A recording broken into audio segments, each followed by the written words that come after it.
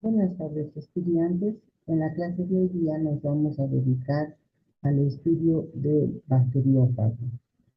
En 1913, Frederick Ward descubrió un agente bacteriolítico que infectaba y mataba a las bacterias. Ya en 1917, otro investigador canadiense, Felix Perelle, anunció el descubrimiento de un microorganismo invisible que antagonizaba al bacilo de la disentería y le llamó, fue el que acuñó este nombre de bacteriófago. Entre los años 20 y 30, Perelle y los seguidores empezaron a aplicar el uso de los bacteriófagos en la terapia antiinfecciosa. Sin embargo, con el descubrimiento de los antibióticos, más o menos la explosión de los mismos en 1940, desapareció el entusiasmo inicial de la terapia con fagos para el tratamiento de las infecciones bacterianas. Sin embargo, lo que fue la ex Unión Soviética usó extensamente para el tratamiento de las infecciones. Es así que en la Segunda Guerra eh, preparó fagos a gran escala, a escala industrial, que las administró en forma de tabletas, soluciones, sprays, a todos los soldados heridos de guerra que presentaban lógicamente infecciones bacterianas. Eh, los utilizó tanto como terapia y como en la profilaxis. Como se dejó de lado el desarrollo de los fagos y solamente en la Unión Soviética se continuó con los mismos, se lograron descubrir más o menos unos 5.500 fagos que se conocen actualmente. Desde su descubrimiento, los bacteriófagos han contribuido enormemente a la comprensión de lo que es la biología molecular como un sistema modelo. Además, han proporcionado muchas herramientas para el avance de los campos de la ingeniería civil.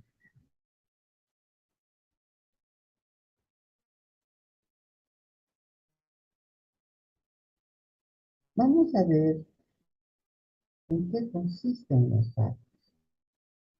Son parásitos intracelulares, son parásitos que infectan a las bacterias y como parásitos son considerados virus que infectan a las bacterias.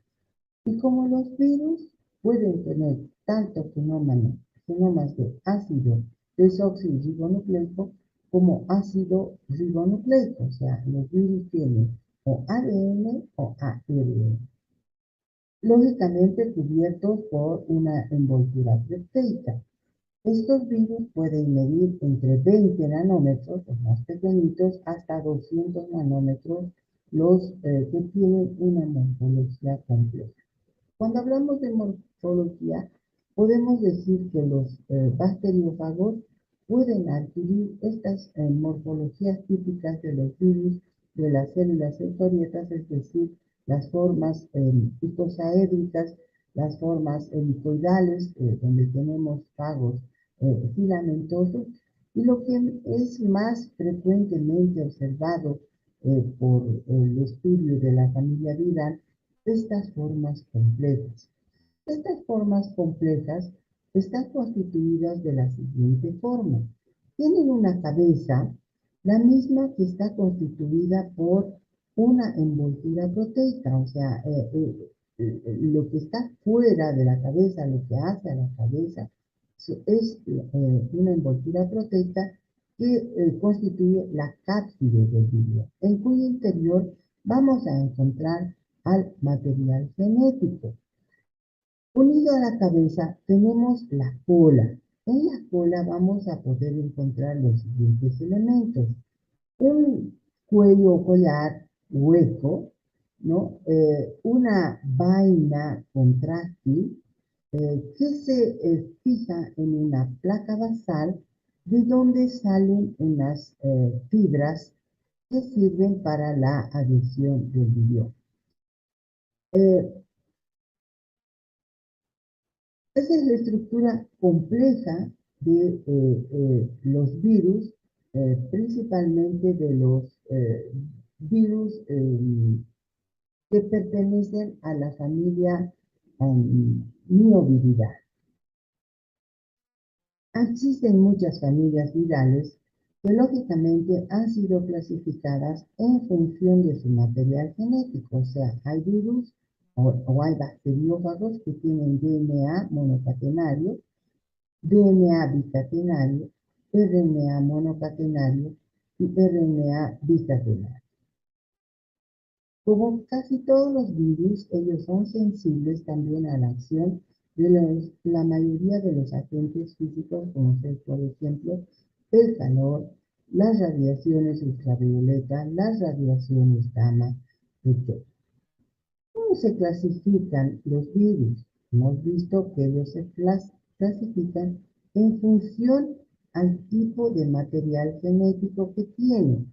DNA, RNA, cadena simple o cadena doble.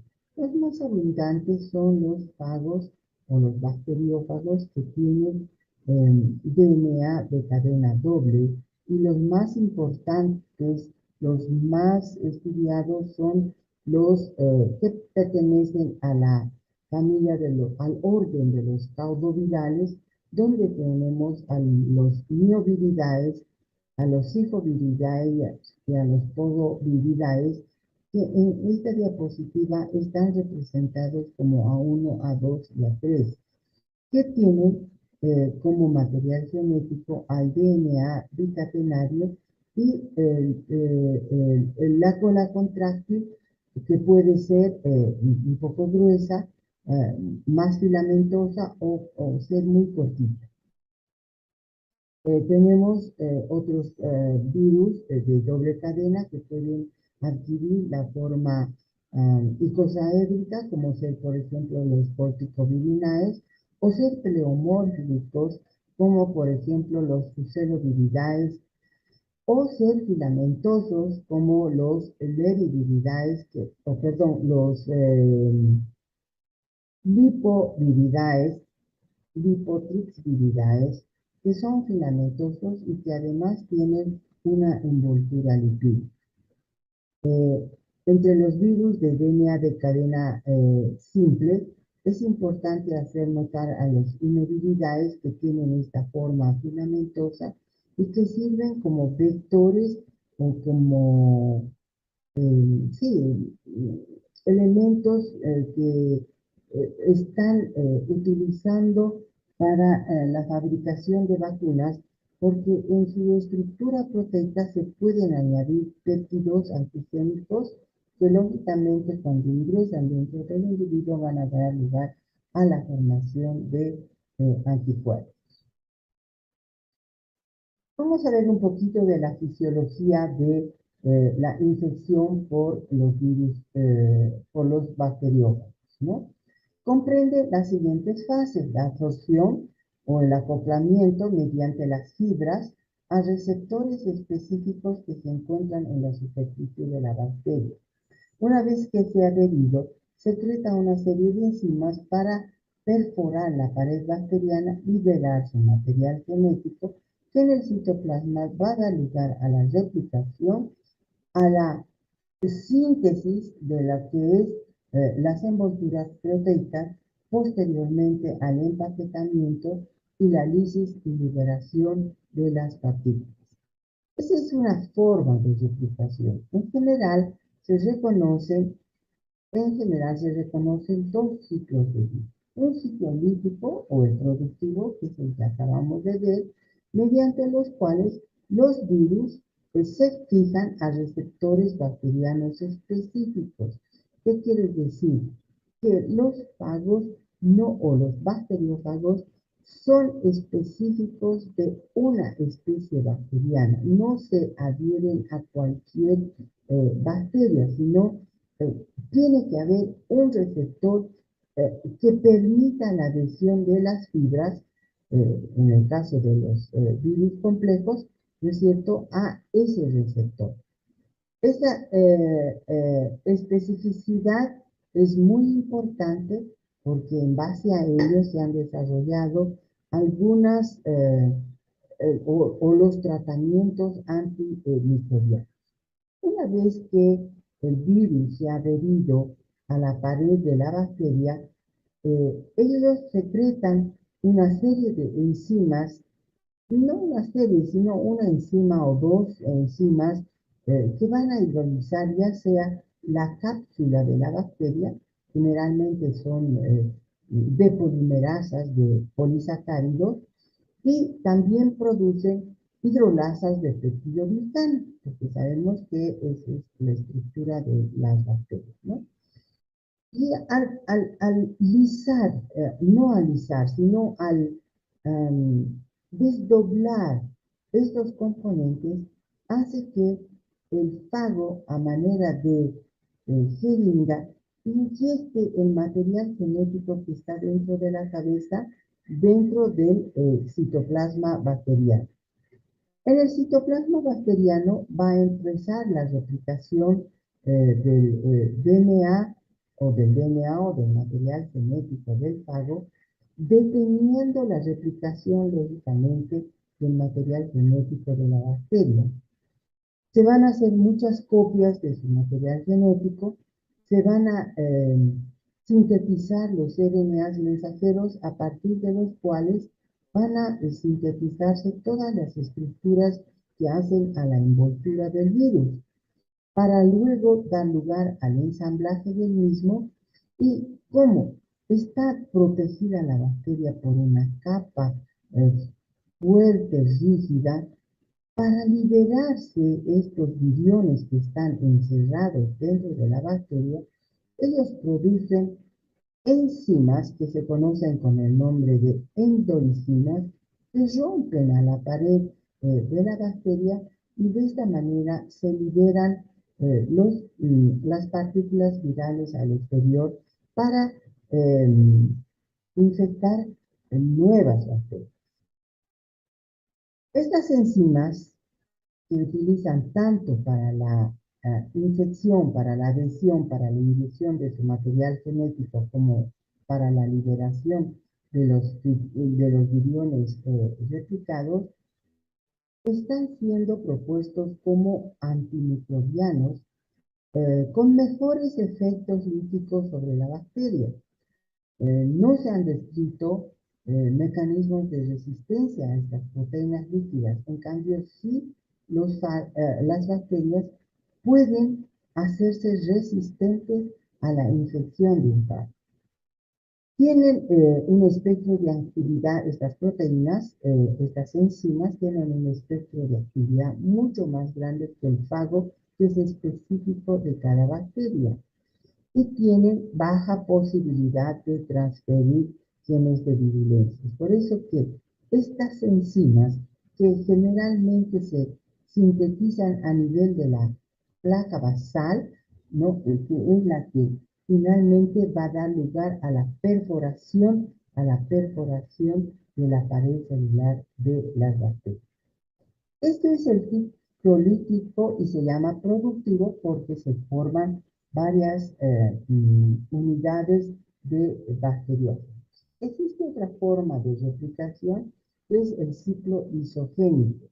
Y los virus se conocen con el nombre de virus atemperados o virus moderados, que para la infección van a seguir lógicamente los mismos pasos que los virus líticos, es decir, va a haber una fijación a través de las fibras, va a haber una fijación a través de las fibras a receptores específicos de la pared celular, se van a secretar las mismas enzimas que se secretan en la infección lítica, y van a permitir el ingreso del material genético dentro del citoplasma de la bacteria.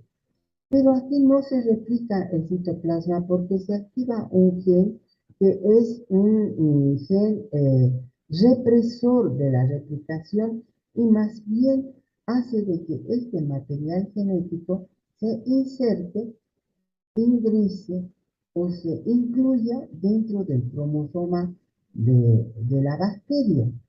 De tal manera que la bacteria no va a morir, no se va a alisar. Ella, por el contrario, va a replicarse. Y al replicarse, va a dividir su material genético donde está incluido el cromosoma del fago, que en estas circunstancias se conoce como profago. Y las células hijas van a adquirir la misma información genética que la célula madre, es decir, el mismo cromosoma de la madre más el fago insertado en el cromosoma. Lógicamente que estas células bacterianas que se conocen como eh, bacterias lisogénicas, o este mecanismo se conoce con el nombre de lisogenia, van a adquirir efectos diferentes que la célula original, porque aquí tenemos material genético añadido, ¿no? Que va a traducirse, lógicamente, en la producción de algunas otras características diferentes de lo que tenía la célula inicial. ¿Por qué estudiamos a los fagos?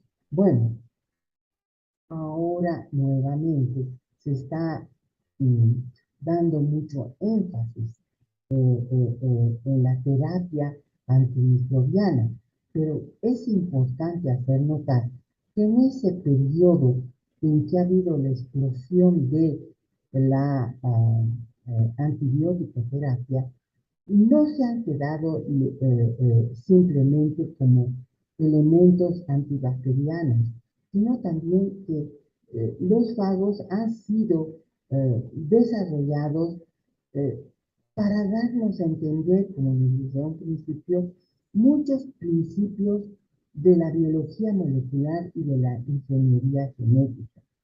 A través de los fagos se ha podido determinar que los genes son segmentos de DNA.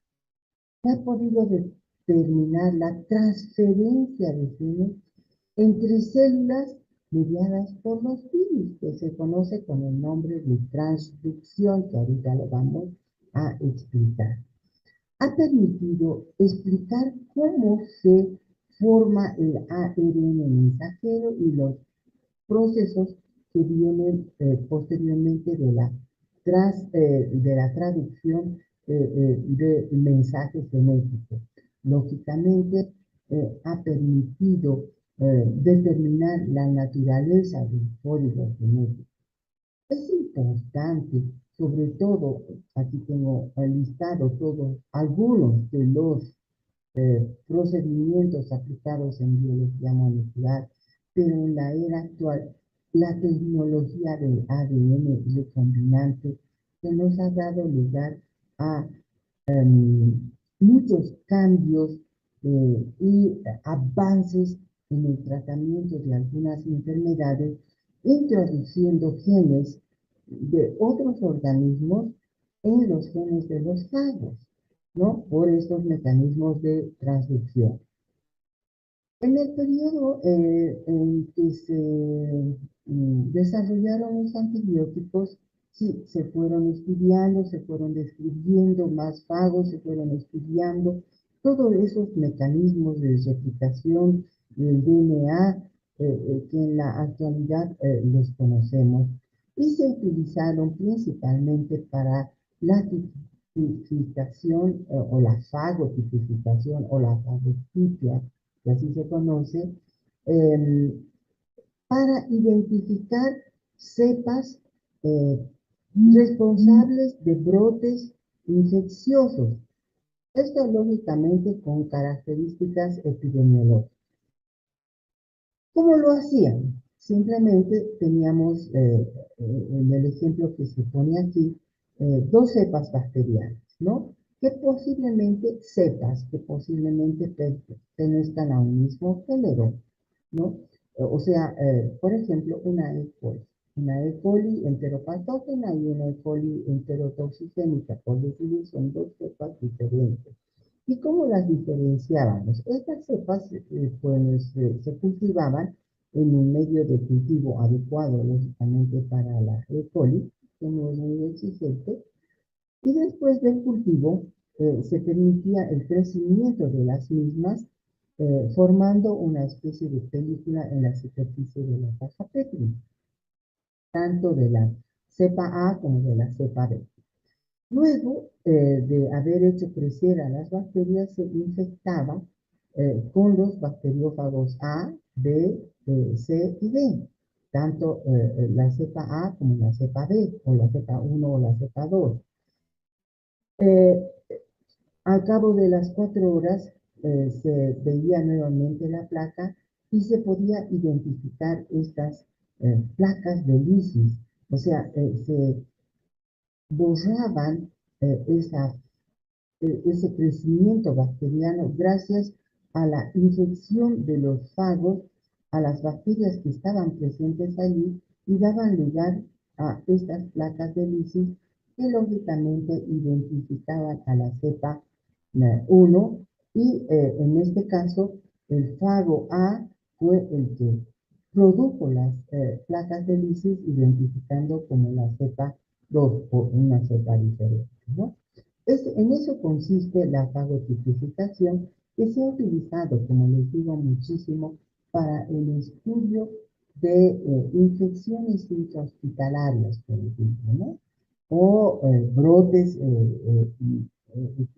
infecciosos en diferentes sitios. Uno de los mecanismos muy utilizados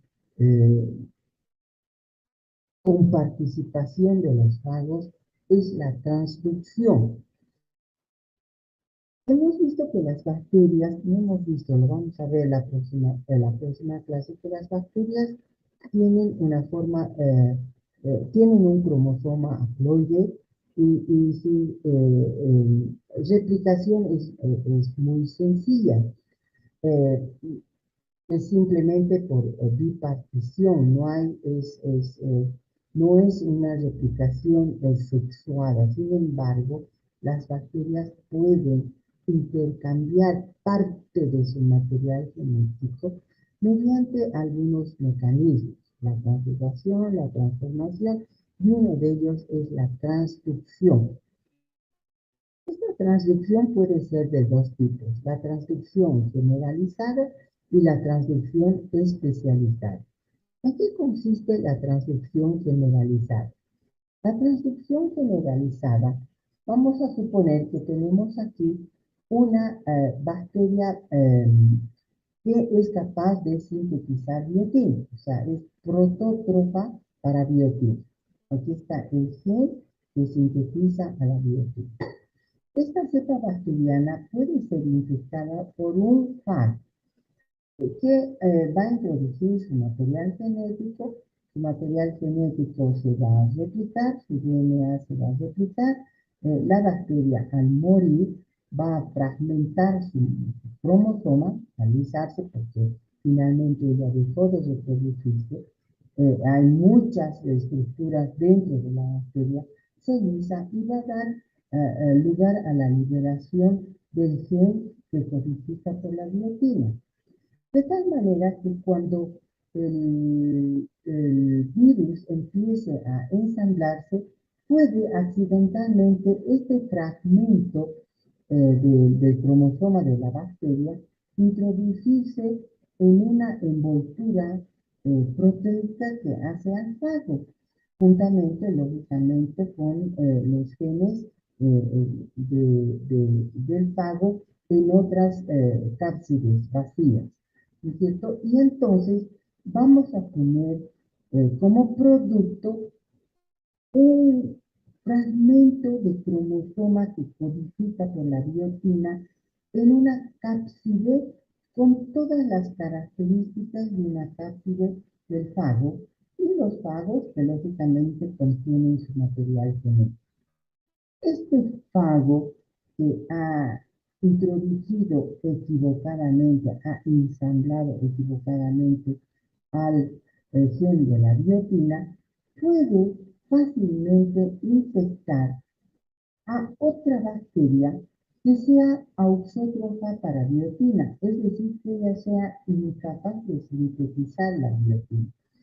Entonces, al vaciar su material genético, o sea, al vaciar ese cromosoma que lo ha traído de una bacteria donadora, a través de una recombinación entre estos genes, la bacteria que era auxótrofa para la biotina se va a transformar en protótrofa para la biotina, es decir, que esta bacteria ya va a tener la capacidad de eh, sintetizar biotina, ¿no? Esto hace a la transcripción generalizada. Vean ustedes, ha entrado todo un gen y ha cambiado el comportamiento de la bacteria, porque ahora esta bacteria ya sintetiza eh, eh, eh, esa proteína que antes no la hacía. Hay otra forma de transcripción que es la transcripción especializada. ¿En qué consiste la transcripción especializada?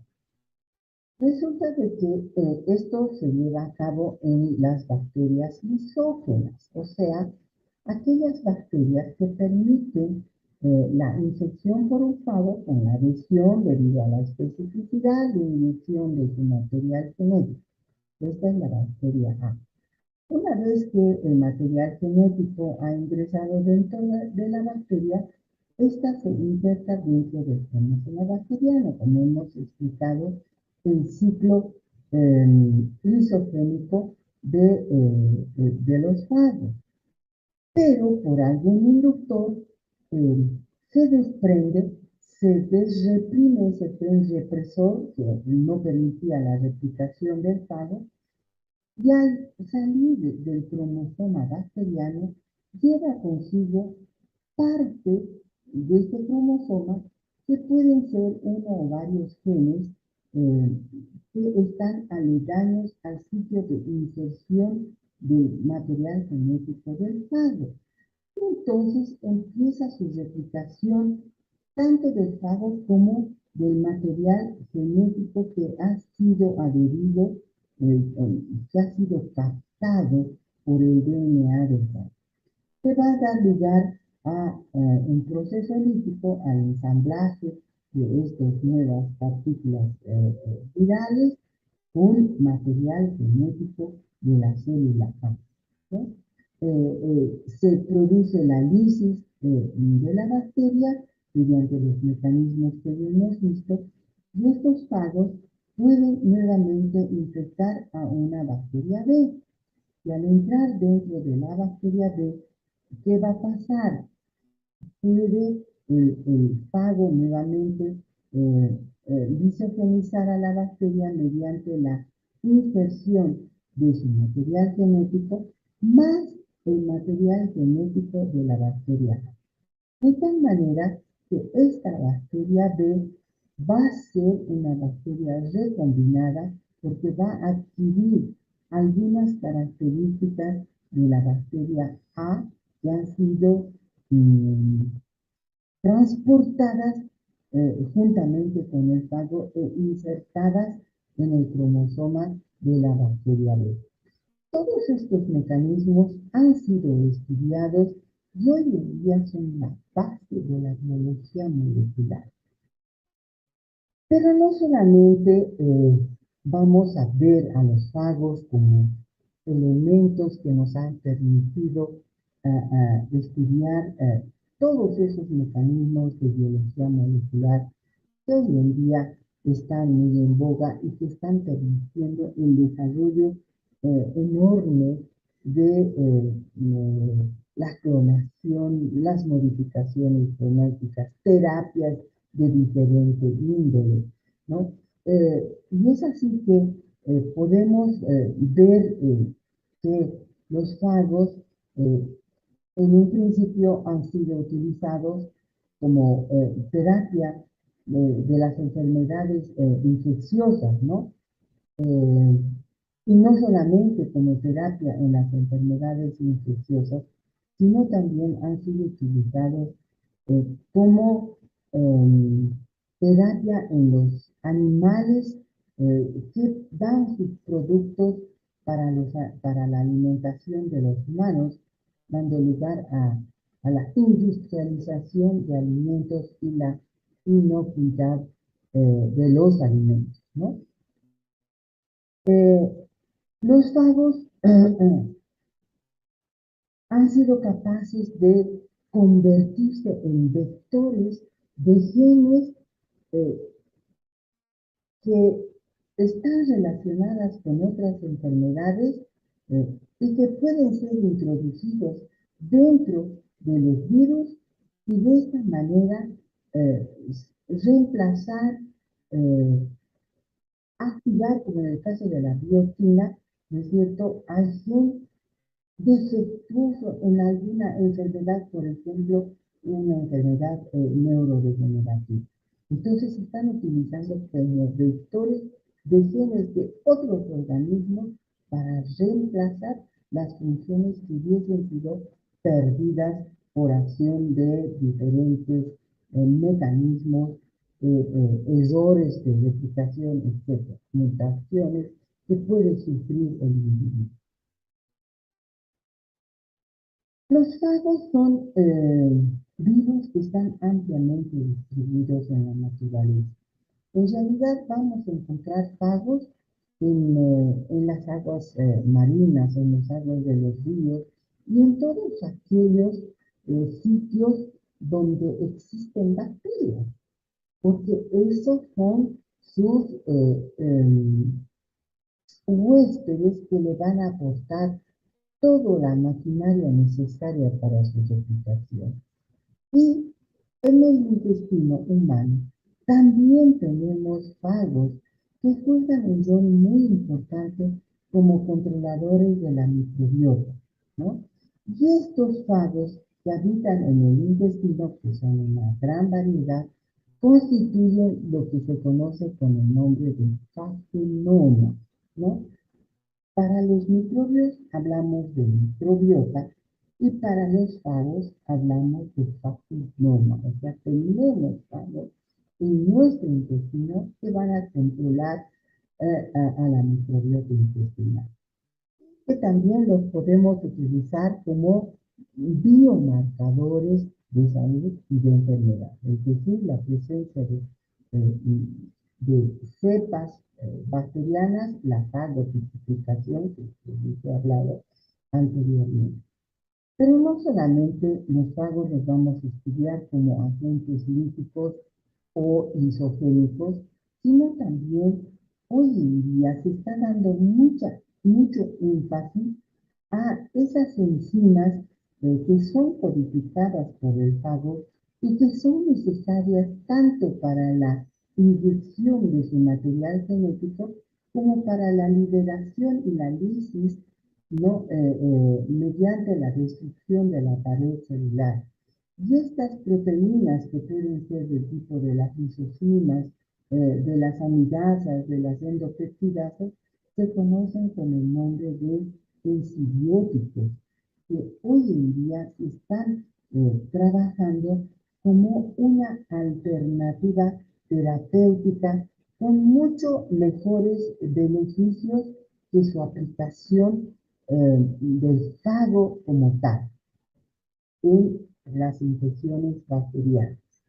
Aquí les he puesto un cuadrito de cómo los fagos han sido utilizados a través de los años, todavía tenemos hasta 1922, eh, eh, y la aplicación en las infecciones producidas por muchas bacterias que producen cuadros muy severos en las personas que lo portan, como por ejemplo la disentería bacteriana, el cólera, la peste bubónica que se presentó como plaga en Egipto, ¿no? A través de la bacteria, la Yersinia pestis. La fiebre tifoidea también que se presenta de vez en cuando con carácter epidémico. La salmonela, la shigella y otras bacterias, como estamos viendo aquí, proteus, estafilococos, yersinias, que son responsables de una gran variedad de enfermedades. Como existen muchos fagos en la naturaleza y como son específicas de especies, es pues una gran posibilidad de utilizar la fagoterapia. O sea, volver a lo que hizo Berelia a un principio, ya que en la actualidad eh, los mecanismos de resistencia a los antibióticos son muy grandes. Y tenemos antibióticos de última generación, como por ejemplo la vancomicina, a los cuales las cepas ya son resistentes y no nos quedan más alternativas de tratamiento. Y entonces podemos recurrir a la acción de los fagos sobre estos estafilococos vancomicina resistentes. La ventaja que tenemos es que no existe un fago para una bacteria, sino una bacteria puede ser susceptible a varios fagos, puede ser susceptible a la infección de varios virus, varios tipos de virus. De tal manera que estos tratamientos pueden ser con un solo fago o con un cóctel de fagos como han hecho el tratamiento en las últimas épocas, ¿no?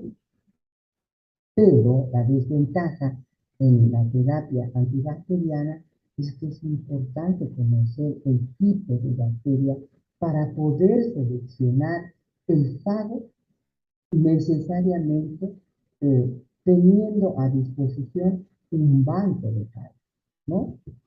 Lógicamente, los fagos que son atemperados, o sea, que se insertan en los cromosomas, no deben utilizarse en la terapia antibacteriana.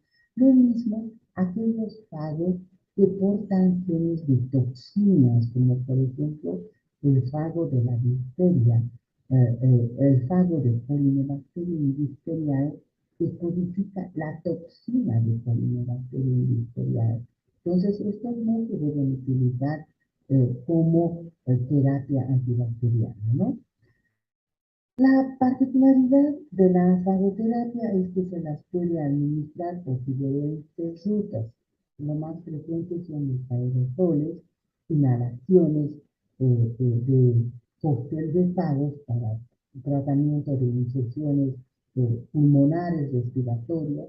Se los puede administrar por vía intravenosa. No hay ningún riesgo. El fago es específico de la bacteria, no va a actuar sobre ninguna célula del organismo humano. Se los puede administrar por vía oral, lógicamente protegiendo a los fagos de la acción de los ácidos del estómago para que ellos puedan actuar a nivel, lógicamente, donde está produciendo infección.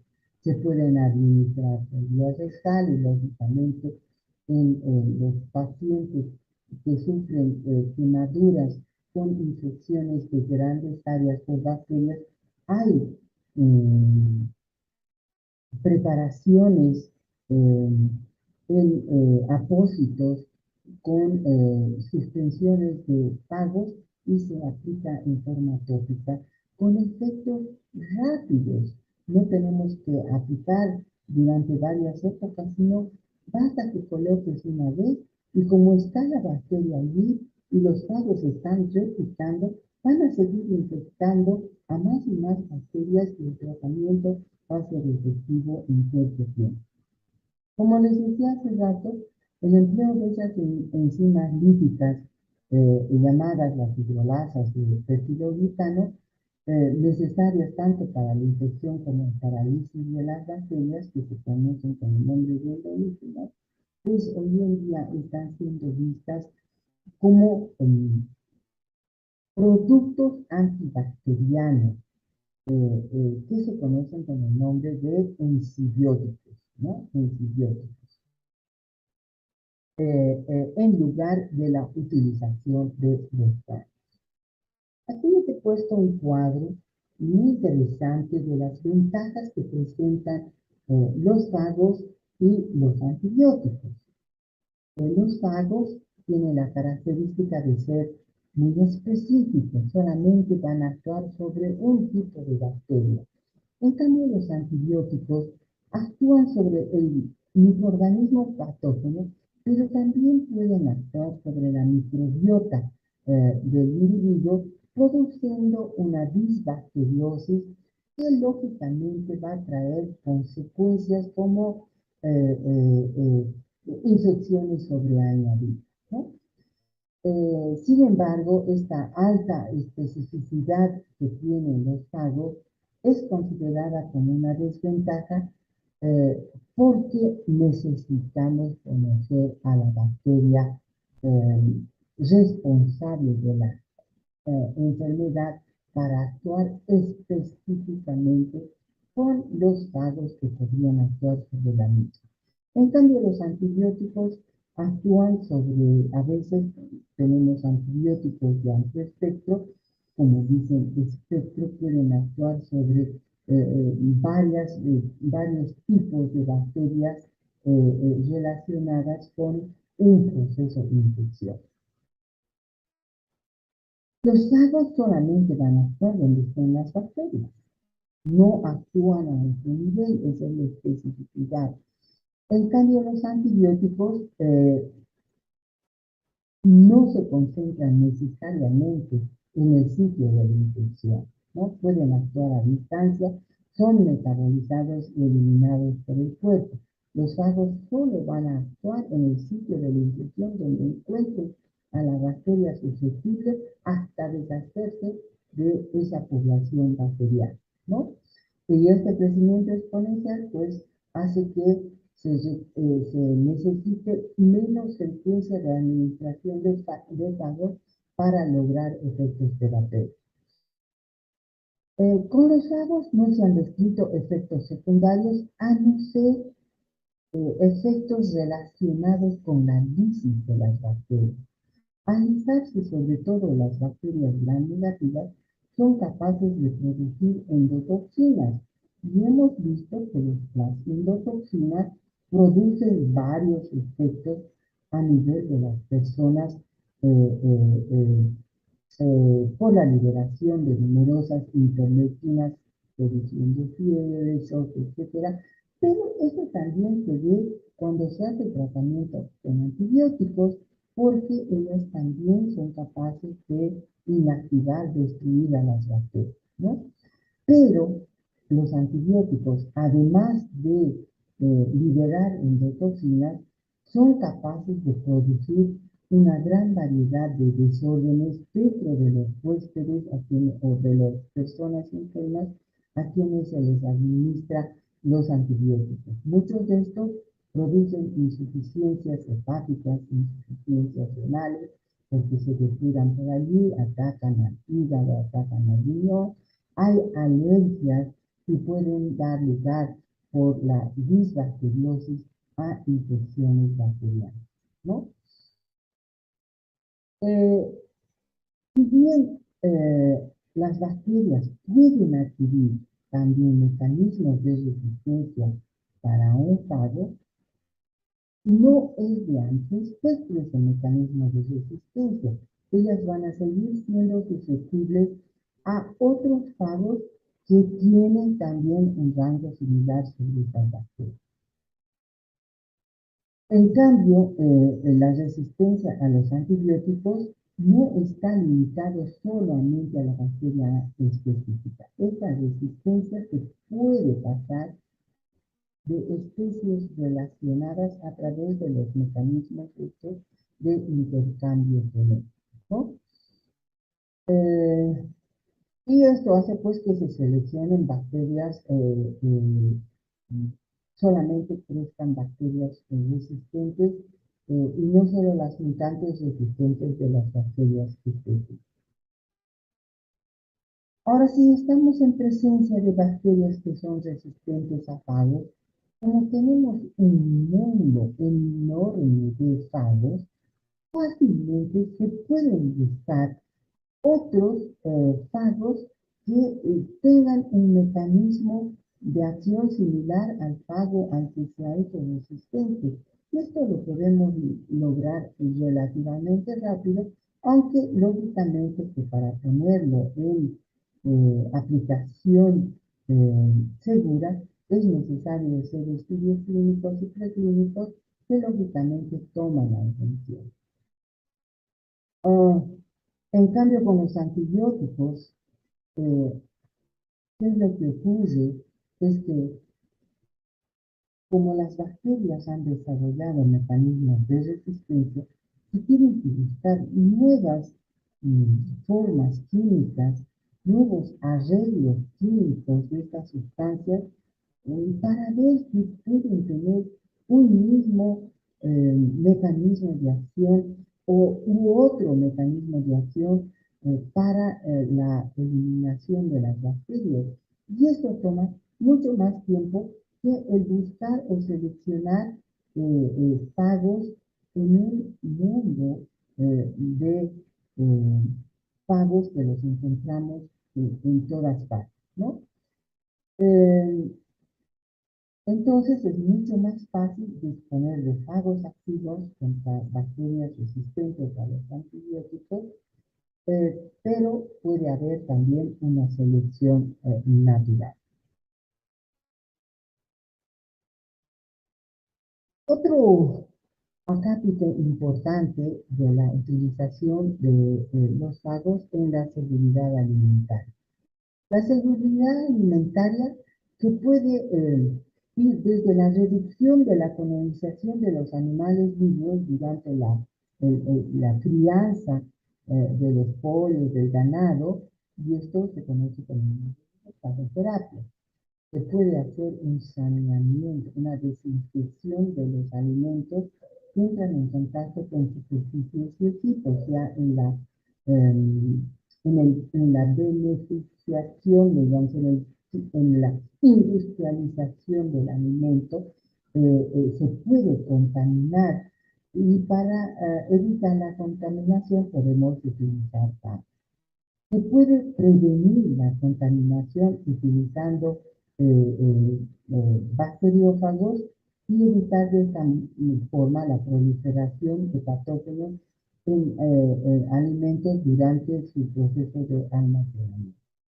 Y podemos controlar mediante la reducción de la colonización de alimentos durante su procesamiento industrial. O sea, la terapia o la utilización de fagos en la industria alimentaria no solamente va dirigida a la terapia contra los animales, sino también a todo el proceso de elaboración de alimentos, ¿no es cierto?, con la eliminación de bacterias que se introducen en los alimentos, como es, por ejemplo, el caso de las salmonelas, el caso de las listeria monocitogenes sobre todo, el caso de las diercinias, o perdón, el caso de los campylobacter y la carne de pollo, ¿no? Que son bacterias que producen síndromes diarreicos muy importantes. Bueno, ¿qué más les puedo hablar de bacteriófagos? Hablarles algo sobre los cultivos. Es fácil realizar el cultivo de bacteriófagos siempre y cuando podamos realizar el cultivo de la bacteria susceptible, ¿no? El cultivo de la bacteria susceptible simplemente utiliza un medio, un nutriente adecuado para ella. Generalmente las bacterias que rompen la cabeza en los hospitales son las bacterias intrahospitalarias, como es, por ejemplo, la Pseudomonas aeruginosa, Staphylococcus aureus, el Enterococcus, que por suerte son bacterias que no son o son fácilmente cultivables con los medios que disponemos, ¿no? Entonces, para ello lo que se hace es decir un medio de cultivo y sobre el medio de cultivo colocar las bacterias por inundación en la placa. Aquí una placa de agar nutritivo y se está colocando las bacterias. Esto se lo incuba durante 24 horas a 37 grados centígrados y entonces vamos a tener un crecimiento de las bacterias en forma de una película sobre la superficie de la garosa. Luego vamos a vertir el fago en el estudio. Vamos a incubar durante 4 a 6 horas y se va a ver que el fago ha producido la lisis eh, de las bacterias que han desarrollado sobre la superficie de la garosa. Esto es muy importante para identificar a la bacteria en la fagocitificación y lógicamente también para cuantificar las placas de lisis y de bacteriófagos que se quieren utilizar. Bueno, hay mucho para hablar de fagos, pero vamos a redundar sobre lo mismo, ¿no? Es terapia, usos en biología molecular y finalmente usos en la alimentación tanto de los animales como de las personas.